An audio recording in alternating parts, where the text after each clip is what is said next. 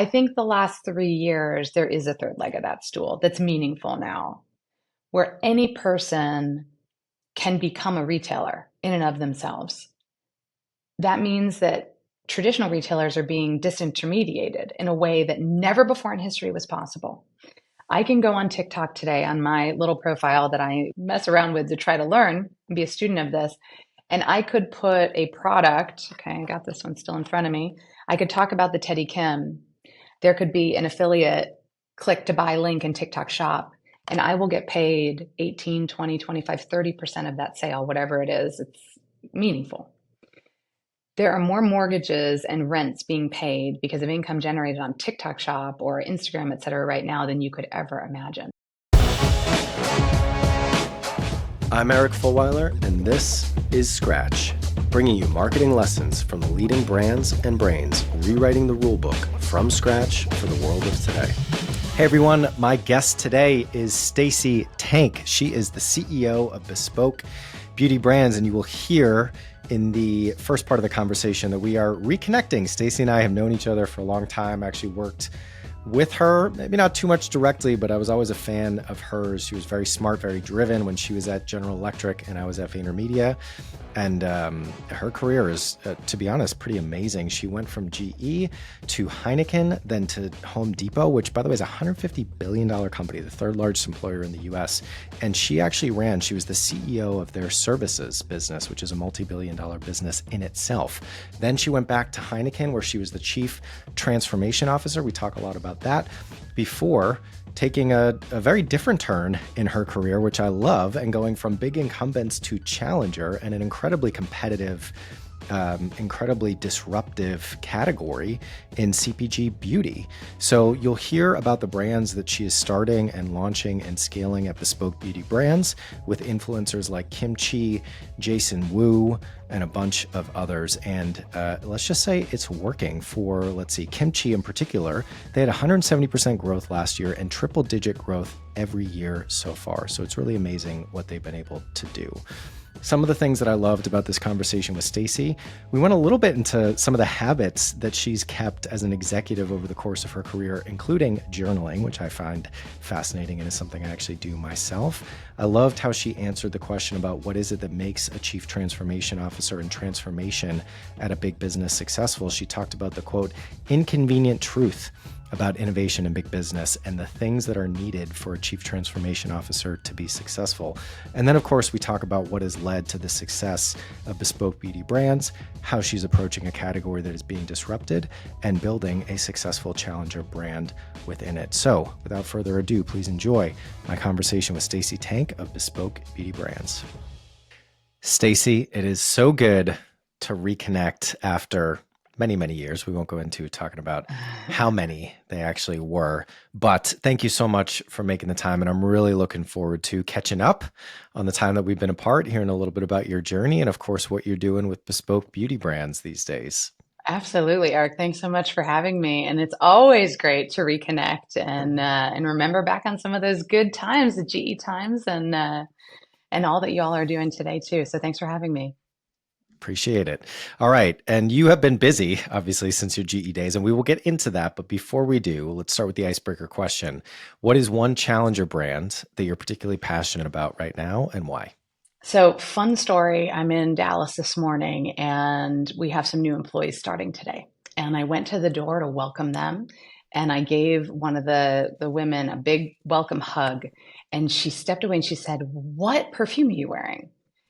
I have never smelled that before. And I thought, yeah, this is unbelievable. So I would call out a company called Future Society. And the reason that they're so interesting to me is they work with the Harvard Herbarium and they take the molecules of extinct flowers that none of us have ever smelled before, like flowers from the dinosaurs, and they make them into perfumes and fragrances. So when our new employee said, "What are you wearing? I've never smelled it before." Really, no humans have ever smelled these flower molecules before. So I love this company. They have their own brand called Future Society, but they also are a supplier to a lot of other fragrance companies. So hats off to them.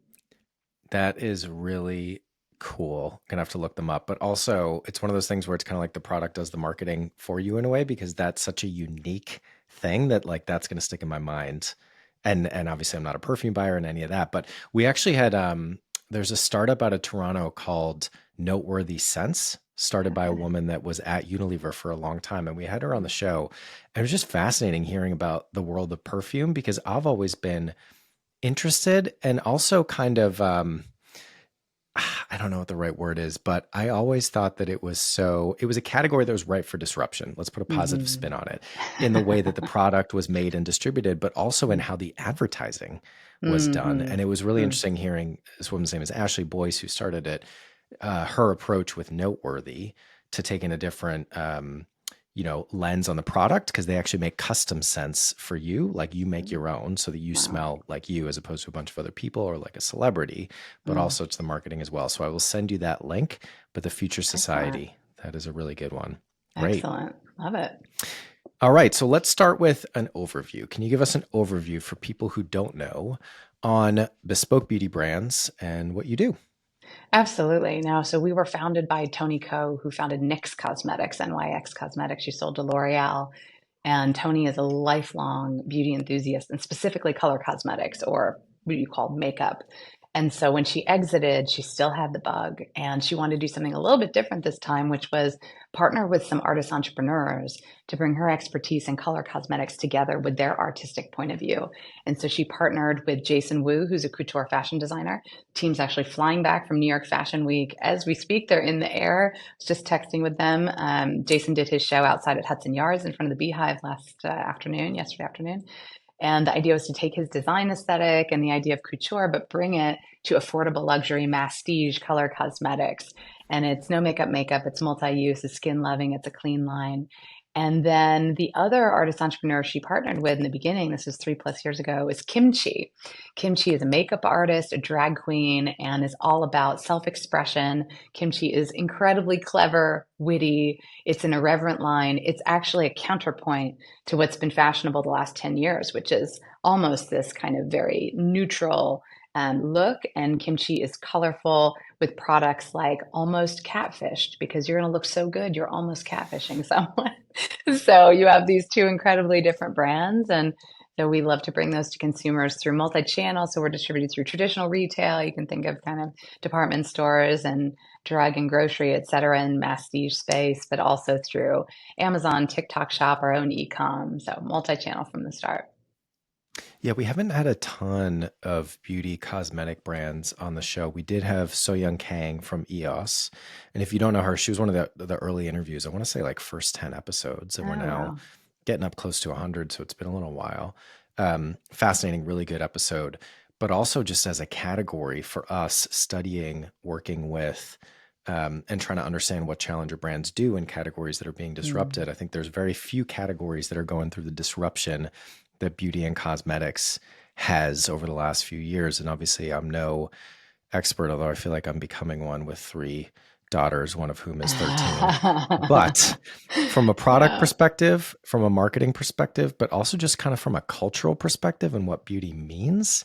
And I know we're going to talk about it a little bit later, but a lot of the way that we think about and see successful challenger brands activate quote unquote brand and comm strategy is by mapping and tapping into and becoming part of these micro communities Hmm. around what they stand for. It's no Yeah. longer a world of the Miranda Priestley macro culture set top down. It's now bottom up in these kind of tiny Hmm. subgroups, both Yeah. offline and online. So I know that we're going to come back to that. I think there's a ton to talk about, but I'm really excited to step into your perspective of this category that's so fascinating to me. So before we go there, let's take a Mm. step back and let's catch up on the last X number of years. Just a So couple of years. your background. So obviously we Yeah. met when you were at GE, Hmm. General Electric. You had a bunch of different roles there. You then moved on to Heineken, where you were for a stint. You were then at Home Depot, where you were CEO of the services business, which is a $2 billion business. You then went back to Heineken, where you were the chief transformation officer, and now you're onto this. So I think the place that I would love to start is you've done a bunch of different things. Correct me if I'm wrong, but this is kind of a a new chapter in a way because you're stepping into the startup world, right? Like Yes. you're kind of trying to build something from scratch, build a challenger brand, et cetera, when you've been at these kind of big incumbents before. Hmm. So what is your perspective on that? Like having Yeah. spent so many time in some of the biggest running some of the biggest brands in the world, what do you view as the big advantages and disadvantages of an incumbent that you're trying to apply in your work now building challengers? Yeah, you have zoomed in on exactly the point of interest for me in all of this. Is people ask me frequently, okay, you're the CEO of a standalone company now. Is that so different? Or you're in beauty now. You've never worked in beauty. Isn't that so different? And the reality is that it doesn't feel particularly seismic in its points of difference. I've worked in fast moving consumer goods. I've run, big businesses like Home Depot Installation Services, Home Depot Measurement Services at Home Depot. The singular biggest difference is the size and scale and stage of the company, like you say, from companies that are 100, 150 years old, Home Depot, 150 billion in revenue, these behemoths, third largest employer in the United States, to Heineken, also 150 years old, European company, 300 brands all over the world, from Democratic Republic of the Congo to Myanmar, to big markets like the UK, Brazil, and Mexico, and now to this early stage company that's 3 years old. And what I've learned a million things, and I'm actually keeping a lot of notes because I think this is a moment when I will probably look back at all of these experiences as a kind of crucible accelerator of perspective. And I keep a digital journal constantly. Every week, I'm writing a story, an anecdote, or a question that I'm holding in there.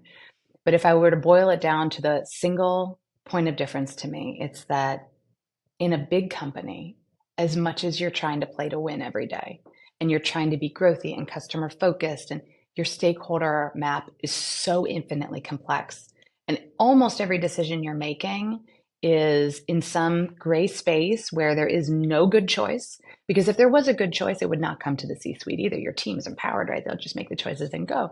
So you're picking, who am I going to disappoint the least, type of thing. And as much as you try to play to win, you're playing not to lose. In an early stage company, you're playing to win every single day, or you will not exist. It's very clarifying. So it's all about growth, and it's all about playing to win. It's all about customer, and it's all about innovation.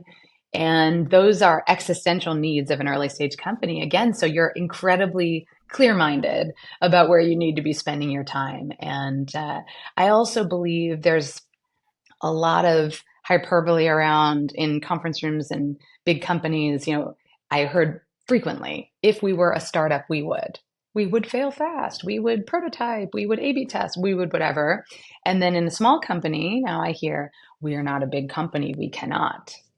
And so I've been trying to pressure test both of those things. And what I'm finding is that there are the best of both worlds. You can really bring things together from each and not be so black and white about it. And if you can do that, I think there's a huge amount of value you can unlock.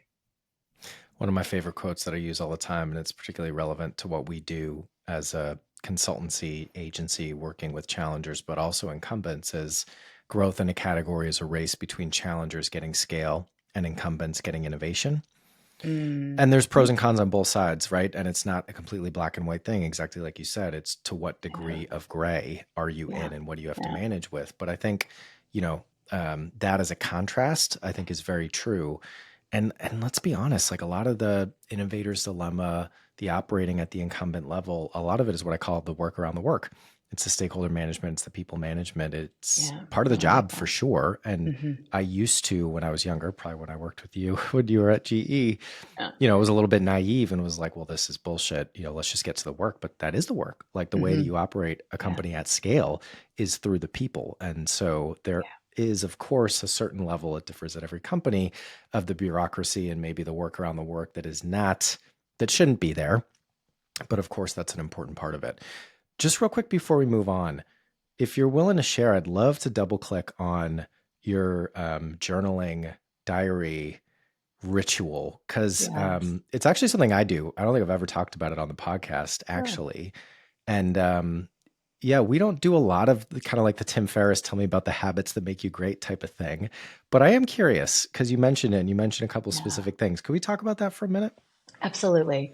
When I was a little girl, I I journaled, from the time I was probably 6 or 7 years old. I had all these fabric bound journals. I still have them. And if my boys ever find them, I don't know what I'll do because it's, of course, infinitely embarrassing. All my little crushes on the boy in the fourth grade or whatever, it's all in there.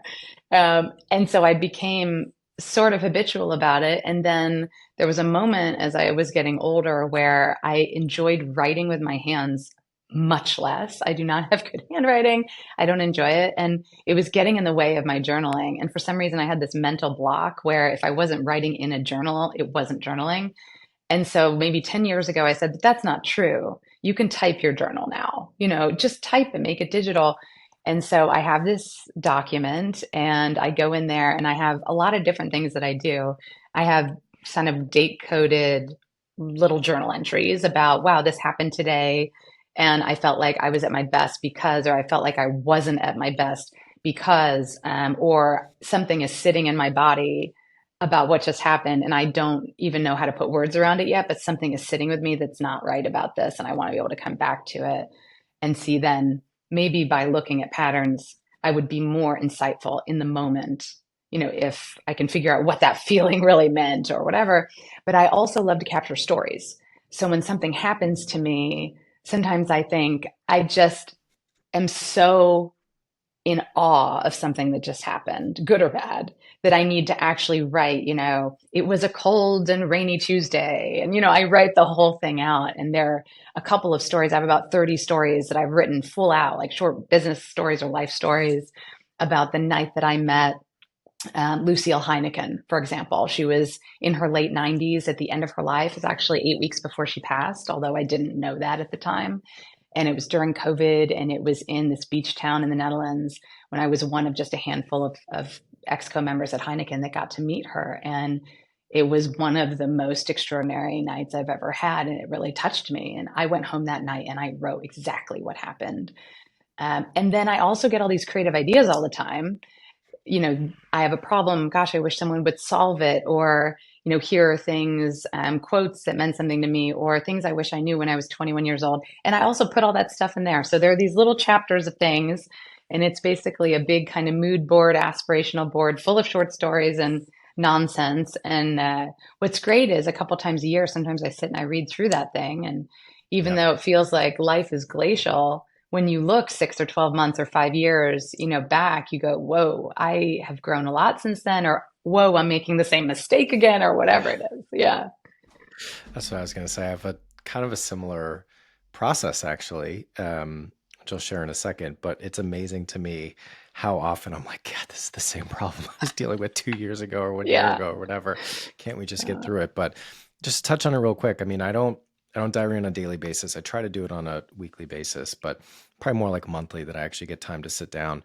And I will say, I think everybody's different, of course, right? In terms of how you think, but also how you get thoughts out. And for me, for whatever reason, writing is the best way to do that. Even in work, if there's kind of a big thing that I need to review, I need to take that away, sit with it, and like literally write out my thoughts. And what I found is that having a system of consistently sitting down, even if I don't have anything to say, and thinking about what are the problems or opportunities that I'm facing, it helps me work through them. I kind of think of it like a massage for my professional mind. Bear with me for a second. Great. Right? If you if you work out, or I don't know, you don't work out or whatever it is, and you get these kind of like muscle knots that build up every once in a while, you got to get in there and kind of like massage them and work them out. For me, that's the writing. So I don't know, maybe it's not technically journaling, but it is sitting down and going through my thoughts, and particularly like those niggles or those knots that I want to try to sort out. But anyway, this was not in the brief, but this was a fascinating little diversion from our trail here. But let's get back on track. So I had one kind of follow-up question to your experience, and I wanted to double click on the role of Chief Transformation Officer that you held at Heineken.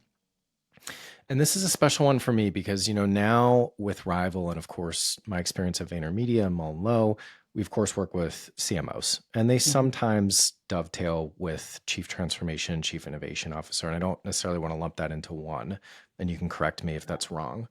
But the time I spent at 11FS, CMO of this fintech venture building business, that was exactly who we worked with. Sometimes Chief Digital Officer, sometimes Chief Executive Officer as well. But it was essentially building the next gen greenfield products for big banks, insurance companies, et cetera.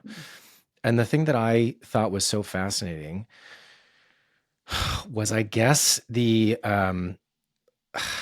relatively low hit rate of many of those initiatives, not just the products that we built, but actually the initiatives overall. Mm-hmm. Like we worked on a big project in the Middle East, 2 years, massive teams, millions of dollars, and then it just got mothballed. It just got Mm-hmm. cut. And of course there is, and I referenced it before, the classic innovator's dilemma. It's really hard for big companies to transform. And that is fundamental. That is not just the work around the work and the people and politics and stuff that we talked about before.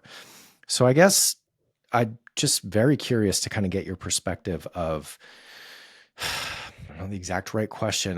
Maybe it's a bit of like what worked, what didn't work, your experience at Mm-hmm. Heineken to the extent you Yeah. can share, but also why is it that it is so hard for big companies Yeah. to innovate and transform? And Mm-hmm. what should they be looking for in a chief transformation officer or a chief transformation Yeah. officer role to make that successful? It's a really great question. And I think about this a lot because the answer is actually not, to me, it's not that complicated, but it's inconvenient. So it's not easy to do, and it's in a way not complicated either. When Dolph, who's the global CEO of Heineken now, who's an extraordinary leader, truly, and I've had the good fortune to work with him a few different times. And when he reached out about the role when I came back to Heineken in 2020, we started with having just a conversation about the company and how it could thrive in its next chapter and what was needed. And there was a CEO in role, Jean-Francois Van Boxmeer, for 15 years. And he did an amazing job, amazing track record of M&A. And the world at the same time had changed. And it was a moment for, in a way, rebirth, the next chapter, whatever it is. That's natural when you have these phases in a company.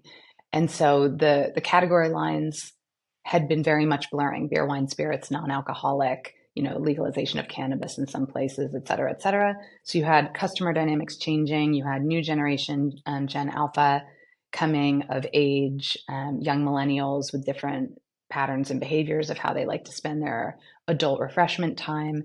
You had digitization of the route to market, which is happening for everyone, but was not so obvious when in rural Romania, you really still had people taking orders on clipboards. You had the climate change crisis and other social sustainability, fair and living wage crisis, et cetera, et cetera. So you had all these things that were changing. And the question was, how can Heineken go forward and be meaningful to its consumers, its employees, its communities in this next phase? And so we had a couple of conversations, and he said, we need a new growth strategy. We need it to be a balanced growth strategy. Yes, it's about top line growth always, but it's also being smarter with costs. It's digitizing route to market. It's doing it sustainably and responsibly, and also investing in people and culture. So could you come help us with that? And I was like, well, this is amazing, right? I mean, how often do you get a chance to start on the first day of the new CEO's tenure with a new executive committee? I mean, so many new folks joining and just a moment of rebirth. And he said, well, what do we call this role? And I said, well, I don't know. I'm not good with labels. I actually don't like labels. Can I just like join the team without a title? Like, what? I don't know. I guess you can't do that. So we landed on transformation as a sort of way of expressing, well, it's this next chapter and whatever. So we call it Chief Transformation. But in that role, I learned a couple of things. First, the CEO has to be 1000% behind it, and the board. And that isn't just saying the right things, it's embedding the transformation into the operational heartbeat of how they're going to run this company. If the CEO is not genuinely behind the transformation agenda, it will not work. It just won't. So that's, to me, number one. Number two, there has to be a reason that people are up for change. And I think most of the time it's because there is some type of burning platform. That could be an unbelievable opportunity, or it could be an unbelievable threat. Probably most of the time it's the latter for Heineken. And in that moment, you could say it was also COVID. When all your bars and restaurants and hotels are closed and you're in hospitality, it's not very nice. Heineken had the worst results since the Second World War during COVID because all the customers were closed. So you couldn't have more of a burning platform in a way. So for a 150-year-old company that's been run in an extremely decentralized way, where if you're running the UK or you're running Rwanda or you're running whatever your country is, 70 operating companies, you are the queen or king of that market. And Amsterdam does not tell you what to do. You decide because you're closest to the customer. That is the way Heineken has been run. There's a lot of good in that, by the way. But some of the change that we wanted to make was about working more together, getting best practices out of their silos and bringing them across to the benefit of the system and the whole. Because of COVID and the existential threats to the business, et cetera, people were up for change in a way that they just wouldn't have been otherwise.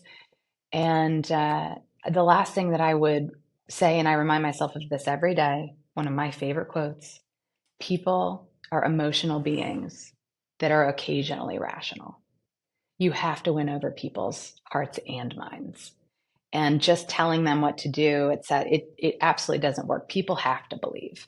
You have to spend a lot more time on the soft levers and the hard levers. You can go back to the Peter Drucker quote, culture eats strategy for breakfast. But, as cliche as it is, it's 100% true in my experience. So those to me are the three keys. Easy to say, super hard to execute against them. It's probably like most things, simple but hard Yeah. for what really matters. But I think that's great. And so simple but hard, but easy to remember. So in my mind, a CEO is behind the agenda. And that we talk about that a lot. The last interview I did was with the CMO of a very successful B2B SaaS company. And we talked a bit about how everybody's trying to convince the CEO and leadership to believe in brand if you're a B2B business in particular. Mm-hmm. But actually, before you take that job, you need to make sure that they're behind that agenda, because it's really hard to change somebody, certainly a CEO of a big company and the board behind him or her, if that's not already there. The willingness to change is so huge. We met when I was at Vayner. Before that, I was at Forbes, which is how I got into this world. But before that, I worked in nonprofit. And I remember this class I did on, I think it was like microfinancing for farmers in sub-Saharan Africa or something like that. Yeah. Random. But I mean, human beings, change is change, whether it's buying beer or trying to get people to take a small loan to be able to scale their small, farm. And he used to say, people only change if there is a dissatisfaction with the status quo and a belief that there's a better alternative. I think that that's always been true. Mm-hmm. And then absolutely, I mean, given what we do, that's not a surprise that I'll believe that, but the emotional connection, being able to tell that story, giving people something to want to or need to buy into, I think that's a great way to frame it up. Love that. All right. We are, almost 30 minutes in, and we're going to talk about what you're doing with Bespoke Beauty Brand. I'll talk faster. No, this is not on you. This is totally on me. I've led us down a bunch of different rabbit holes, but I think it is, another one. I'm sorry. But for me, this is all about adding value, right? The thing in the back of my mind is like, for the people that are listening, the marketers that are listening, what is going to be the most valuable from the person that comes on the show? And we take a stab at that with the brief, but I think the most valuable content and conversation comes from being able to explore, little diversions as they come up. Hey everyone, just another quick interruption. If you're listening to this podcast and you're not already part of our AMP community on WhatsApp, would love for you to get involved. So AMP is a community that we started at the beginning of the business, really, just to kind of bring together some of the interesting people that we were talking to, the marketers that we were coming across, many of whom have been on this show as well. And so now AMP is about 300 senior marketers from around the world, from various categories, different stages, challengers, incumbents. And it's really a place where people can share questions, can share resources, can make new connections, can use folks as sounding boards. And for those that are in it, it is a very vibrant community. It's really taken on a life of its own, which is amazing. So if you're listening to this and you want to get involved, please go to our website, weareRival.com. There you can find the application form or reach out to me or someone at Rival directly. Thanks so much. So if people are still listening at this point, thank you for bearing with me and hijacking this conversation. But now let's get into the meat of it. So Bespoke Beauty Brands, we talked a little bit about what you're up to. And I guess it's working, because you told me in our brief call that you've had 170% growth last year and triple-digit growth every year with the KimChi brand in particular. So why is this? Like, what are the biggest factors that Yeah. you think are contributing to this hyper growth that you're seeing? Yeah, there are a couple of things. And another anecdote, I was in Chicago yesterday having brunch with one of my best girlfriends from high school. And we were in line waiting at the bakery counter. And there was this really energetic young woman next to me. And we started chatting. And she said, what do you do? We got into that conversation. And so I was explaining, and she said, I'm going to esthetician school and I start tomorrow. And I said, "You're kidding me. That is so cool." And she was asking, "What do I like about the industry?" And I was talking about how through something as small, and you can see all the product, behind me here. So let's pick one. Actually, this is a fun one. This is one of our best sellers. For something as small as opening what we call your Teddy Kim and putting on something that gives you energy in the morning, a little blush to give you color or a really funky eye to express yourself, you feel good about yourself and you can express yourself. And she said, exactly. She said, feel good, look good, do good. And I was like, wow, I'm going to remember that because that's exactly right. If you feel good, then we're going to have a great conversation, Eric, because I'm having a good morning. And then you're going to have, a beautiful halo effect with your team or your family. And I do believe it makes the world just a little bit brighter and sunnier. And the kimchi brand in particular is so joyful, is so colorful. Kim has cultivated the most loyal micro community of enthusiasts who are sitting there with us, giving us feedback, cheering us on, and actually helping us to innovate. The amount of input into our innovation funnel that they give us directly. We have a couple of products. I was in our photo studio this morning and I saw these products on the light box that we're about to launch. And those ideas came directly from our consumers on TikTok who said, I love the Puff Puff Pass, but I would like it in XYZ extension.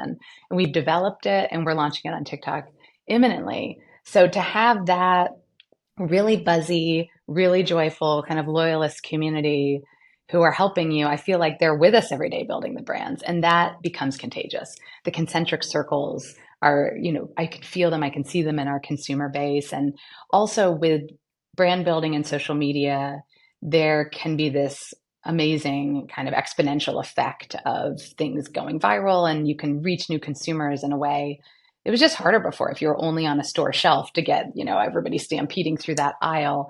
Now people can become aware of product much more quickly. We were the TikTok shop launch partner in beauty last year for kimchi, which is one of the reasons why that 170% growth was possible. And of course that builds on itself. You have to feed it with constant love, attention, energy, and innovation because this category is a high newness kind of category. So you absolutely have to put in the work there. But it's been absolutely extraordinary with kimchi. It's also an incredibly crowded category, Yes. right? Like every year that goes by, but certainly if you look at 10 years ago compared to now, the barriers to entry, the barriers to distribution are so much lower than they used to be. So there's so many new Mm-hmm. entrants to the space. And then you have the whole Yeah. kind of wave of which you are a part of. It's no longer just the brands and the corporates that are launching products. It's actually, instead of the influencers being the rented attention and the advocate for a Mm-hmm. product that's owned by a corporate, they're now actually creating their own. Yeah. We talk a lot about differentiation as a key point of brand building, but particularly something that challenger brands tend to do particularly well. Do you think explicitly about that in how you're building, let's take the kimchi brand or any of them, or is it that I what I'm kind of hearing and picking up on in a way is just being authentic to who this brand is around this person almost by definition and by nature is differentiated enough. Mm-hmm. So does differentiation fit into it? Is it more about authenticity? Is it something else? Like what matters Mm-hmm. most to you in how Yeah. you're growing this brand? Yeah. A couple of factors. First, the product has to be awesome. When people use the product for the first time, they might buy it because it's adorable, because maybe they know Kim or they have a friend that got the product, etc. But when they open it first, I was just in our warehouse this morning and I was with our colleagues that are pick packing and shipping, and they're doing it with so much care, special tissue paper, special tape, special letter, everything. When you open that, we want you to feel the love and the care and the energy and the creativity. And then when you get into the packaging, the secondary packaging, the primary packaging, and then when you use the product, it has to be an amazing experience. period. And we're very lucky in the sense that Toni, who is originally from Korea, she's very deep Korean skincare and cosmetics heritage, and worked in her mother's beauty store from whenever you're allowed to, starting as a teenager to 25 years old, every single day. So she knows formulation, and she knows how to break the paradigm that a great formula has to be really expensive. Instead of paying $50 or $60 for a lipstick, you can get one of ours for $10 or $12. The formula is really good. I was formerly pretty much only a prestige makeup customer, Chanel, Yves Saint Laurent. 80% of what was in my kit was coming from these prestige brands. Of course, they're all gone now because I only wear KimChi and Jason Wu now. But I don't notice a difference in the quality. I mean, I am delighted by the quality and breaking that value paradigm. We don't glue weights into our packaging. We don't use a lot of glass packaging. And okay, that's definitely a point of difference. But the formulas are fabulous. So there's that aspect to it. I think also the personality that's coming through in these products. There are some brands, NYX, which Toni founded, Elf, which is doing absolutely fabulous work. I admire very much the Elf team and how they built this billion-dollar plus company by saying, you can look at Supergoop, for example, which is a great company and has amazing products, but they have a sunscreen that's a matte screen with some tint in it that's $38. Elf has one that's a really good dupe for $14. You can decide which one is the right one for you, but they're doing these really affordable dupes to make it very accessible to people. I think the difference with our brands is that you're getting this amazing quality and affordability. We're a little bit from a price point perspective above where they are in this kind of masstige segment, maybe 20% more, but you're getting clever design, you're getting more adventurous product, you're getting hopefully things that are sitting at the fringe, the front line of trend, and hopefully able to express yourself. You can see all these like little stickers you get in the back on this Teddy Kim. You can just decorate it the way you see fit and then have it look cute when it's on your countertop. This is a kind of plussed up version of the value that some of these other companies are offering. And the other thing with KimChi, people ask me all the time, what's it like? If you go into Ulta, Sephora, Target, whatever, tell me, what's it like? I would ask people, what do you think it's like? Because I don't see anything out there that resembles this brand. It's a counterpoint to everything that's been out there for the last 10 years, which is beautiful, clean, kind of simple and streamlined, elegant. You almost can't maybe see the color. And we have products like that. Our best sellers are often very neutral: foundations, concealers, nude eye palettes, setting sprays, primers, etc. But we do have color, we do have joy, we do push the envelope. And so when you look at it, it's disruptive. It stands out. And I think the pendulum is always swinging in any category. The pendulum's been over here. I do wonder if the pendulum is going to start to swing back towards that, what was kind of a MAC Urban Decay. I mean, it's not like that. It's its own thing, but color, edge, humor, irreverence, maybe KimChi is on the cutting edge there. Hey everyone, just want to take a quick minute because we've actually heard from many of you that you want to get a better understanding of what it is that we actually do here at Rival. You know us for the content. Obviously, you're listening to Scratch right now, but everything else that we put out, the events, the community, but actually our core business, just so you know, we are a marketing consultancy for challenger brands. We partner with brands big and small to gain category share with a challenger approach. We develop and execute strategies and campaigns across 4 main areas of the marketing function: brand strategy, creative and production, paid media planning and buying, and customer data and MarTech. And then, of course, as you know, the mission that's wrapped around Rival is to understand and share our learnings about what drives the growth of successful challenger brands. That's it. Sorry for the interruption. I'll let you get back to the show. So you've held multiple kind of GM roles, right? Like we have a lot of, people that have been CMO, head of marketing, head of brand, et cetera. You come from more of a GM and even way back when a finance background. A lot of what we talked about so far has been brand, story, community, perception. Where do the numbers fit in for you and how you think about marketing specifically? Like, do you think about needing a ROI or financial metric of sorts against the investments that you're making in brand? Or what does that kind of numerical dashboard look like for you? Yeah. It's and, Yeah. first in an early stage company, you got to keep it simple. Because if we try to get too scientific and prescriptive about things or just smother this business, we have to go get growth every single day and not forget that.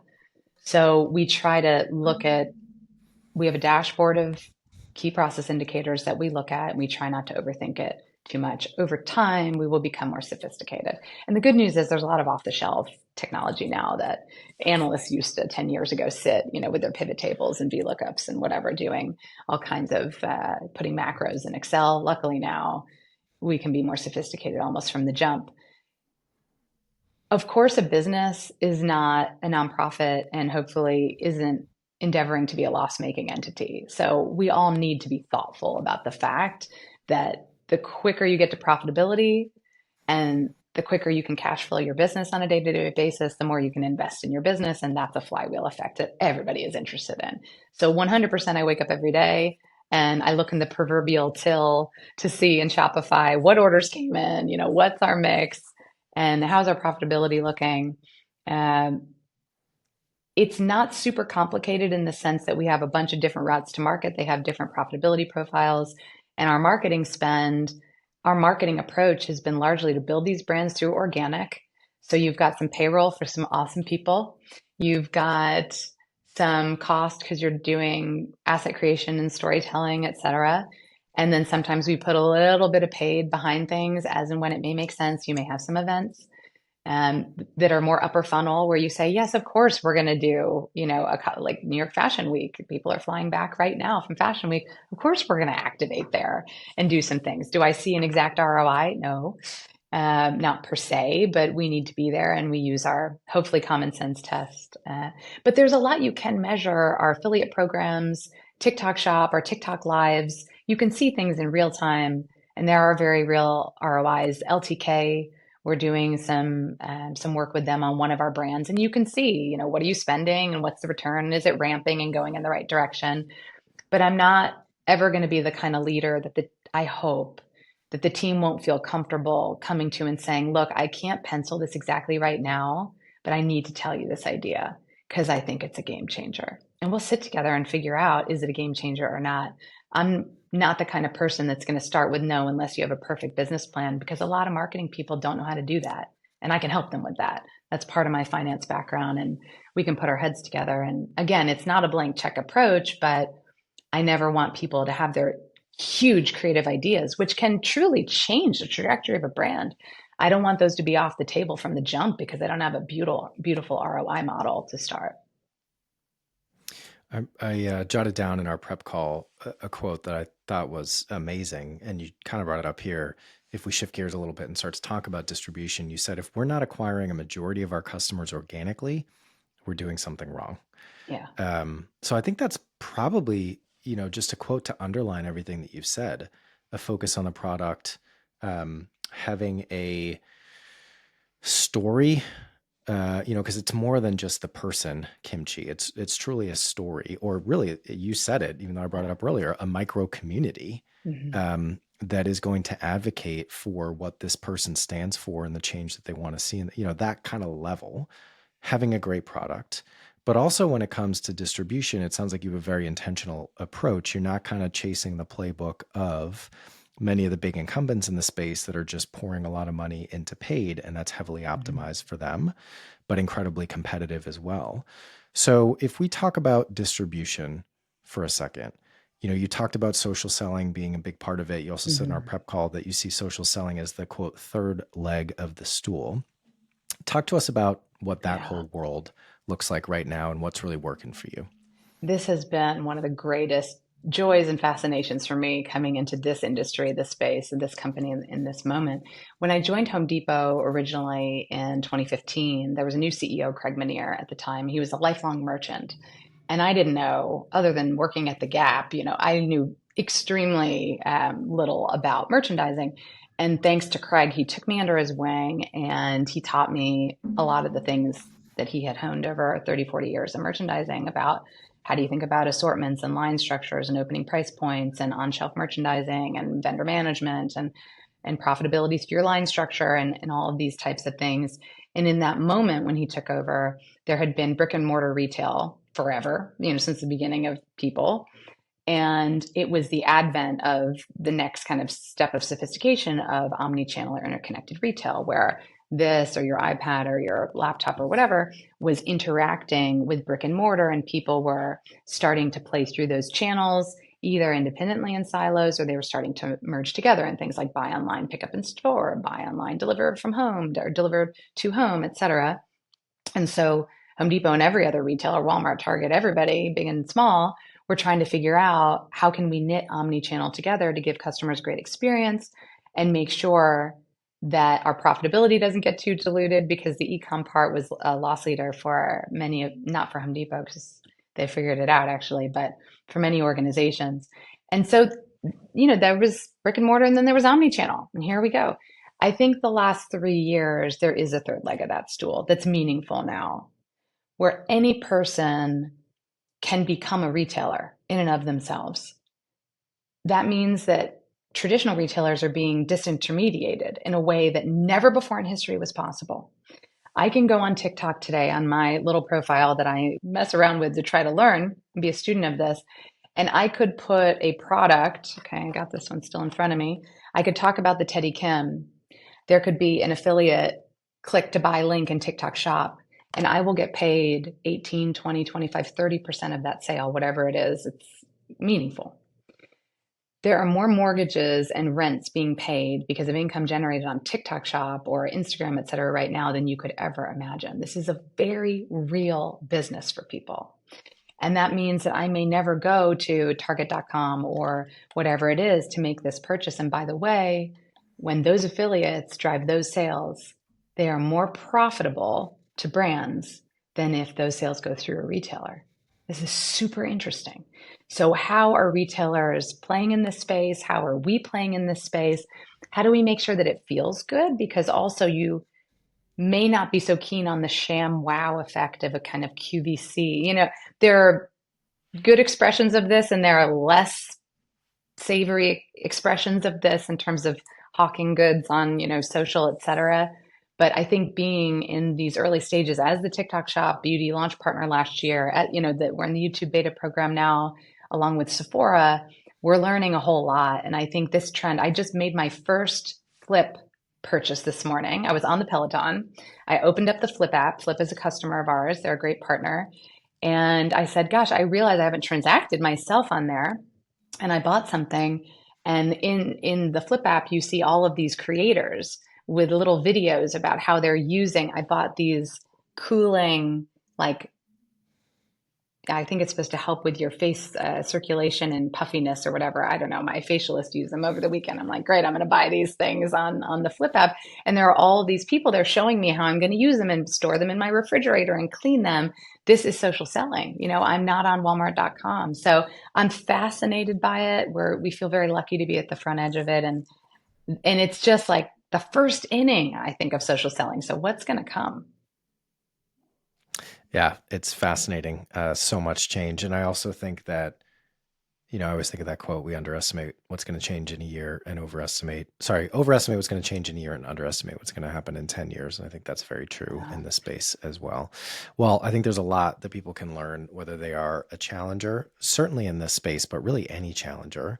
It's one of the things that I feel lucky enough to get from doing this as part of my job, but also for people listening, taking inspiration and ideas from different categories and applying it or translating it to your own. I think there's certainly something in a lot of this conversation. And I think we probably got to 60% of the questions that I had for you. So I apologize for taking us off script so often. No, this is fun. That happens a lot with me.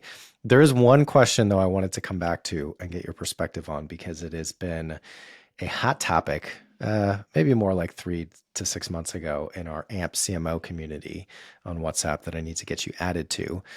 Prime. Or in general. So Prime drink, right? Mm-hmm. In general, these kind of influencer-led brands, some of them have done very well, Rihanna, et cetera.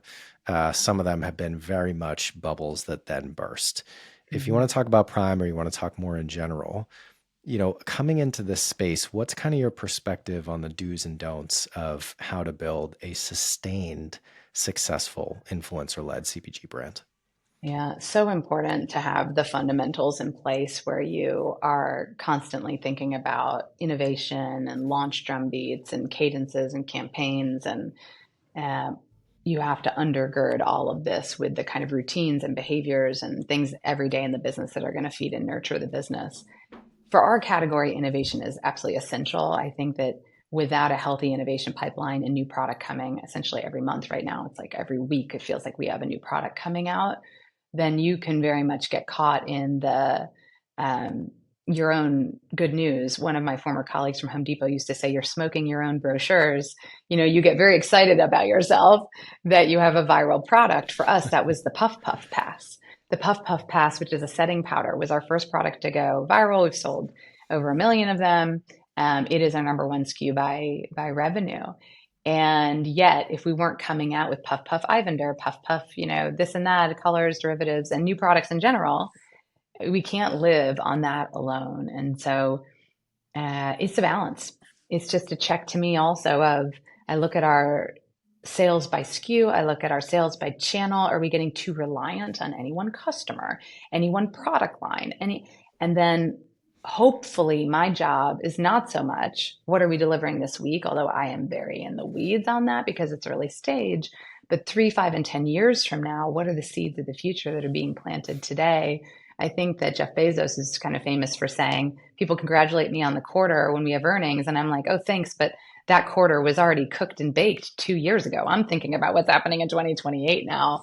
And as a CEO, you have to be, I think, careful, or any business leader, that you hold the balance of those things because you can't spend all your time in one place or the other.